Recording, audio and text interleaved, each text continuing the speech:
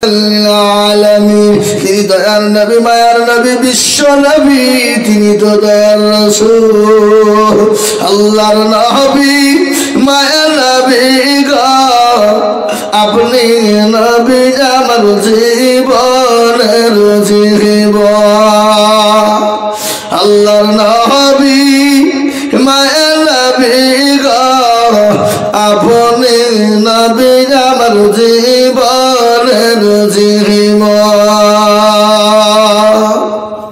আপনি আমার জীবন সাথী অন্ধকার কবরের বাতি আপনি হইলেন নির্দুনিয়ার ধর আল্লাহ নবী মায়ের নবী গো আপনি নবী আমার জীবনের জীবন রহমাতাল লিল আলামিন আপনি উম্মতের জামিন আপনি হইলেন গুনাহগার উম্মতের আপনজন আল্লাহর নবী মায়ের নবী গো আপনি নবী আমার জীবনের জীবন দেখিয়া আপনার মজেজা ভাগবতী হইলেন খাদিজা দেখিয়া আপনার মজেজা ভাগবতী হইলেন খাদিজা সোফা দিলেন জীবন যৌবন আল্লাহর নবী মায়ের নবী গো আপনি নবী আমার জীবনের জীবন মুসলমান হযরত বিলালের কেউ কোনো রকমের কোনো খোঁজ নিলেন না আল্লাহর নবী নবী তিনি পাও বাড়াইতে পারলেন না আল্লাহ নবী বিশ্ব নবী গেলেন বিলালকে ডাক দিয়ে বলে বিলাল ও ছেলে তোমার নাম কি ও সুসুন্দর তোমার নাম কি বলো আল্লাহু আকবার আল্লাহ নবী ওই মানুষটাকে যখন ডাকলেন হযরত বিলাল তিনি তো জানেন না ইনি দয়ার নবী ইনি মায়ার নবী তিনি তো জানেন না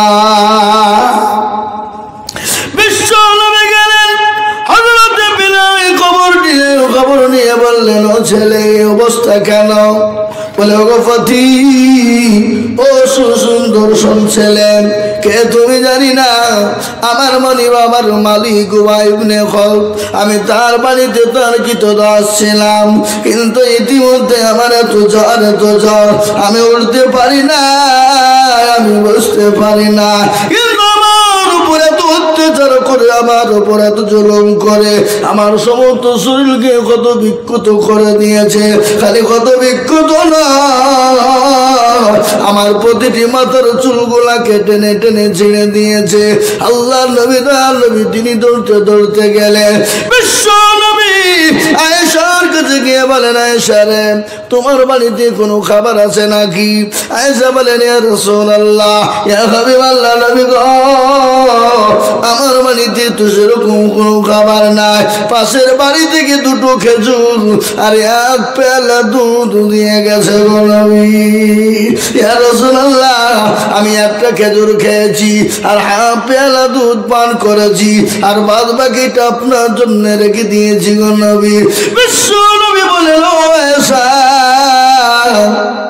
আমার কাছে তুমি নিয়ে এসো দাও ওটা আমার হাতে তুমি দাও বিশ্ব নবীর হাতে যখন দেওয়া হলো হযরত আয়েশার সামনে বিশ্ব নবী ওই পেয়ালাটা নিয়ে খেজুরটা নিয়ে ওই বাচ্চারা চলে গেলেন বিলালের কাছে যাওয়ার পরে সুন্দর করে তাকে খাইয়ে দিলেন তাকে দুধ খাইয়ে দিলেন তারপরে বলে ও যুবক চলো আমি তোমার কাজ করে দিব মনিবের কাছে তোমার কি কাজ আছে কি কাজ আমাকে একটু তুমি বলো বিশ্ব নবী বলেন যুবক বলে এমন কি কাজের জন্য তোমাকে মেরেছে বলে ও ছেলে ও ছেলে ও সুন্দর ছেলে শোনাও তুমি কে আমি জানি না তুমি কে জানি না কিন্তু জায়গাতে আমাকে উমাইয়া ইবনে খালদ মেরেছে কেন জানো? বলে কেন? তার কিছু জ্বর ছিল, পেশাব করতে বলেছিল, আমার শরীর এত অসুস্থ, আমি কি করব পারি না বলে এরকম অত্যাচার করেছে। আল্লাহর নবী বলেন, যুবক চলো তুমি আরাম করে ঘুমাবা, আর আমি তোমার কাজটা করে দিবা। যুবক বলে, কে? ও সুন্দর ছেলে, তুমি কেন আমার হয়ে তুমি কাজ করে দিবা? কে তুমি বলো? বলে আমি যেমন সেই হই না কেন, চলো। আল্লাহ নবী গেলেন, হযরত বিলালকে চাদর দিয়ে তিনি শুইয়ে দিলেন। বিশ্ব নবী উমাইয়া ইবনে খালদের বাড়িতে যত দিয়ে যা কি যাতা না, বুঝেন না যাতা? এই যাতা বুঝেন না? এখন তো যাতা পাতা আমাদের দিকে নাই, আছে যাতা দিয়ে হে বাবা জবকে পিছাই করা হলো। হযরত বিলাল বলে, আল্লাহর নবী যত গুন্দুরি যাতা আপনার ঘোরাইলেন, আমি দেখলাম নবীজির গোটা শরীরের লোমগুলা দিয়ে ঘাম বেরিয়ে বেরিয়ে পানির দিকে পড়ে, মোটের দিকে পড়ে। বিশ্ব নবীর হাত লাল হয়ে গেছে, বিশ্ব নবীর হাতটা আপনার ফোঁজা পড়ে গেছে। দৌড়তে দৌড়তে তিনি গিয়ে বললেন, সুন্দর ছেলে, কে গো তুমি? আমার এত রাস্তা দিয়ে লোক চলে গেল, আমার কেউ কোনো সময় খোঁজ নিল না, আমি কি ব্যাপার কেউ খোঁজ নিল না, খবর নিল না, আর তুমি আমাকে খাইয়ে দিলে, আমার খবর নিলে, এবং তুমি আবার উমাইয়া ইবনে খালদের বাড়িতে কাজ করে দাও। কে তুমি? দয়ার নবী, বিশ্ব নবী, মায়ার নবী, আল্লাহ নবী ডাক দিয়ে বলে, ও যুবক, আমি হলাম মুহাম্মদুর রাসূলুল্লাহ, আমি হলাম দয়ার নবী মুহাম্মদুর রাসূলুল্লাহ সাল্লাল্লাহু আলাইহি ওয়াসাল্লাম। যেদিন বিলাল নবীজির কথা শুনেছেন, হযরত বিলাল বলে, আরে নবী, নবী আজকে দেখলাম এই তো সেই নবী, ইনি হলেন দয়ার নবী, মায়ার নবী, ইনি হলেন বিশ্ব নবী। শুনলেন, আজ আমি আপনাদেরকে একটা ঘটনা বললাম, কেন গো জানে? আল্লাহ নবীর বাড়িতে একদিন, দুদিন, 3 দিন করে খাবার হয় না। আল্লাহ নবী 3 দিন আল্লাহ নবী পেটে পাথর বেঁধেছিলেন, একটা নয় 3টে পেটে পাথর বেঁধে রেখেছিলেন খোদাকে নিবারণ করার জন্য।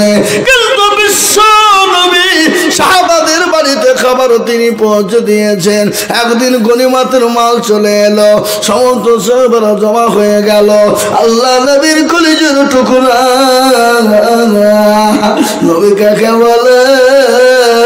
আল্লাহ নবীর কলিজার টুকরা, নয়নের মণি ফাতেমা হাজির বলে, আব্বা হুজুর আমি কি গনিমতের মাল পাবো? নবী বলেন, না, তোমাকে গনিমতের মাল দেওয়া যাবে না রে বিটি, তুমি চলে যাও, এ সমস্ত মাল হলো আমার গরিব সাহাবাদের জন্য। যতই হোক মেয়ে তো, কলেজের টুকরা মেয়ে তো, বিটির বানিয়ে খাবার নাই, একদিন, 2 দিন, 3 দিন খাবার নাই।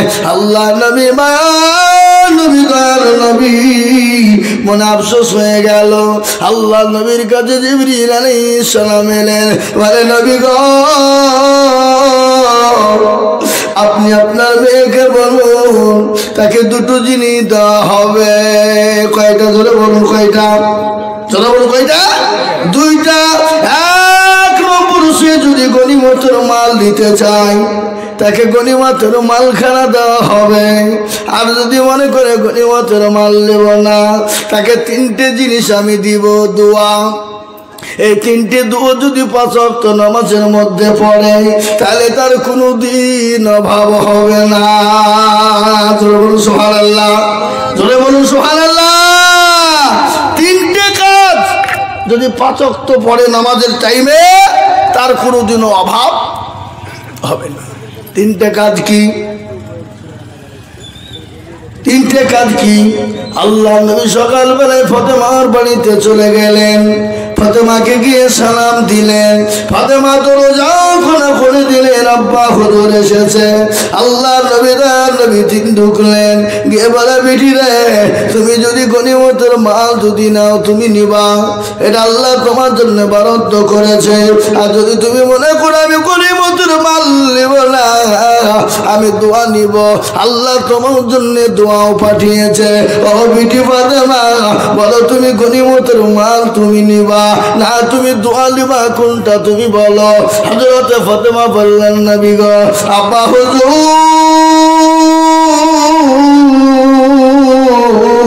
আমরা তো গনিমতের আমি মাল নেব না। আল্লাহ আমাকে দোয়া পাঠিয়েছে, আপনি ওই দোয়াটাই আমাকে দেন, আমি ওই দোয়াটাই নিতে চাই। আল্লাহ নবী বললেন, ফাতেমা রে, আমার আল্লাহ তোমার জন্য যে দোয়াটা দিয়েছে কি জানো? আল্লাহ জানিয়ে দিয়ে বলেছে, নবী গো, আপনি ফাতেমাকে বলে দেন সে জানে 5 ওয়াক্ত 3 বা 5 ওয়াক্ত নামাজে 33 বার আলহামদুলিল্লাহ, 33 বার সুবহানাল্লাহ আর 34 বার আল্লাহু আকবার যদি 5 ওয়াক্ত নামাজের মধ্যে পড়ে যায়, আল্লাহ তার বাড়িতে জীবনেও কোনোদিন অভাব দিবে না। সুবহানাল্লাহ বলেন। 5 ওয়াক্ত নামাজে যদি কেউ 33 বার আলহামদুলিল্লাহ, 33 বার সুবহানাল্লাহ আর 34 বার আল্লাহু আকবার পড়তে পারে, আল্লাহ তার জীবনে কোনোদিন অভাব দিবে না, তার বাড়িতে কোনোদিনের জন্য অভাব হবে না। আমরা নামাজই তো পড়িনি, তো আবার তসবিহ পড়ব কখন নাকি বলেন? কথা কন না কেন? নামাজ পড়ি, হযরত আযান হয় হাইয়া সালাতু খায়রুম মিনান নাওম।